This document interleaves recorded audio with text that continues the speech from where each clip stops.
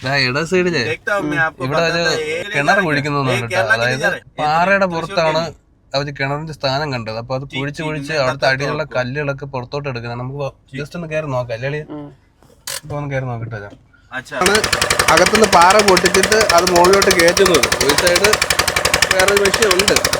കൃഷിക്ക് വേണ്ടിയിട്ടുള്ള വെള്ളം എടുക്കുന്നതായിരിക്കും. അത് റോൾ ചെയ്യാം കേട്ടാ.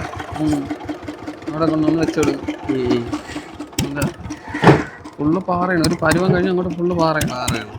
മൊത്തം അവര് മറ്റേ ഇതിട്ട് പൊട്ടിച്ചിട്ട് ഇതേപോലെ ഈ കിടക്കുന്ന പാറ മൊത്തം ഇതിന്ന് പൊട്ടിച്ചെടുത്തേന്. എന്ത് കഷ്ടപ്പാടാണെന്ന് നോക്കിയാണ്. പിന്നെ ഇവിടെ വെള്ളം കുറവായിരിക്കും. അപ്പൊ വളരെ കുറവുള്ള സ്ഥലം തന്നെ ഉണ്ട്. നമ്മുടെ നാട്ടില് 10 വീടിന്റെ അടിസ്ഥാനം കെട്ടാനുള്ള പാറ അവര് കിണർ കുഴിച്ചെടുത്തിട്ടുണ്ട്. മറ്റേ മരുന്നൊക്കെ വെച്ചായിരിക്കും പൊട്ടിക്കുന്നില്ലേ അടിയിരിക്കും. കണ്ടിട്ട് തമ്മര് വെച്ച് പൊട്ടിക്കും പോലെയാണ് തോന്നണം. അടിയിൽ കണക്ഷൻ പോയിട്ടുണ്ട്. ഇത് മറ്റേ കറണ്ട് വയറല്ലേ. ഇവര് മറ്റേ ഫില്ലറിട്ട് കുത്തി ഇതാക്കിയിട്ട് അതിനകത്ത് ഇട്ടിട്ട് ഇവര് കയറി വരും.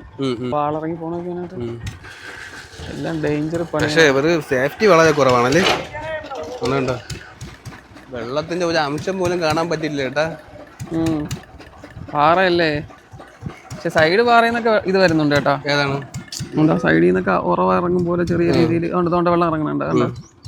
അതെനിക്ക് ചൂടിന്റെ ഇത് കൊണ്ടിട്ടുള്ള ഇറങ്ങുന്നതായിരിക്കും.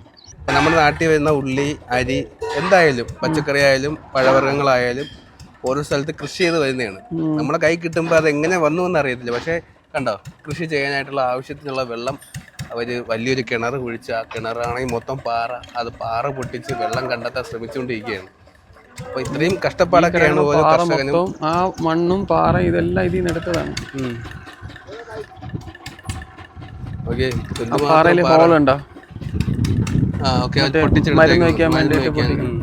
അപ്പോൾ നമ്മളെന്തായാലും ഇവിടെ നിന്ന് ഇറങ്ങുകയാണ്. പോകുന്ന വഴിക്ക് ജസ്റ്റ് ഒന്ന് കണ്ടപ്പോഴത്തേക്കും ഒരു കൗതുകം തോന്നി. അങ്ങനെ ഒന്ന് ഇറങ്ങി നോക്കിയതാണ്. അപ്പോൾ അവിടെ കഷ്ടപ്പാടുകളും കാര്യങ്ങളും മനസ്സിലായി. ഓക്കെ, എന്തായാലും നമുക്ക് അടുത്ത സ്ഥലത്തോട്ട് പോകാം.